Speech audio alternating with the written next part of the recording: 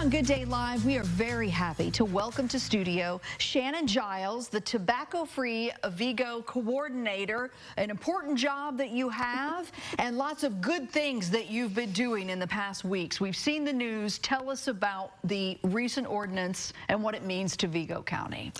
So in September, we passed an amendment to the smoking ordinance for the city of Terre Haute, which adds electronic devices, so what most people know as vapes or e-cigarettes, Juuls, whatever you call them, to the definition of smoking. So now anywhere smoking is banned, then those electronic devices are also banned. Mostly indoor spaces, businesses, retail, employers, that kind of thing.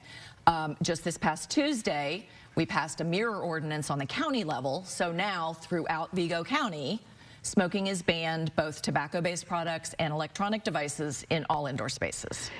When we talk about vaping, I still am in a little bit of shock that people don't understand how serious it is.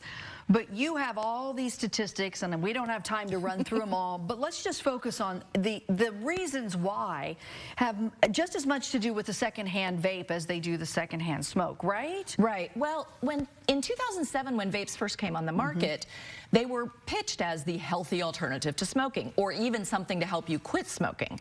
Well, now that some time has passed, the FDA has determined there is nothing healthier about smoking electronic devices, and they are not an approved cessation tool. So you're not going to quit smoking by vaping instead. In fact, people who vape are 3 times more likely to smoke tobacco products. Pair that with the fact that the other misconception was that the vapor that came out was just pure water vapor. It's not. It's nanoparticles of all of the toxins that are in electronic cigarettes, including the nicotine, including arsenic, including formaldehyde, acetone, which is fingernail polish remover, propylene glycol, which is definitely a carcinogen. So I can rattle off a lot of really scary chemical names, but the reality is anybody who gets around secondhand aerosol is doing just as much damage as the person who is using the e-cigarette, and definitely just as much damage as being around secondhand smoke. What you all do in your process of education is so critical. I know we kind of hone in on young people, but really it's beyond that, because you were telling me about some of the tools that you use to educate people who are working individuals of our community in simply how much they spend when they're a vapor or smoking cigarettes or whatever they're doing. It's insane to me.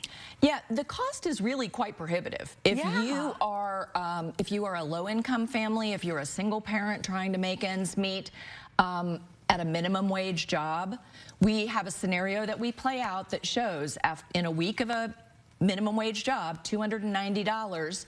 After rent and utilities and cell phone bills and groceries, the person who smokes is going to be in the hole. They're not going to have enough money to make it through the week, where the person who is not a smoker can have some luxuries like ordering pizza or getting an extra day's pay because they're healthy enough to go in and fill in for a worker who's sick. Wow. Their bills are up to date.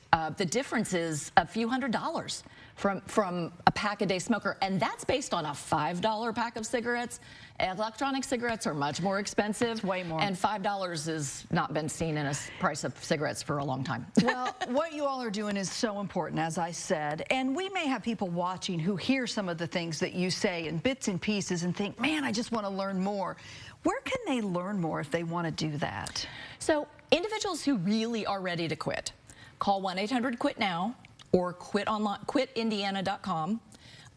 You can sign up. We are offering at least 2 weeks, depending on your situation, of free nicotine replacement therapy. Wow. Which is so important when you're trying to quit. So for those who want to quit, for employers or businesses that are curious about, okay, what does this mean for my world? Get in touch with me.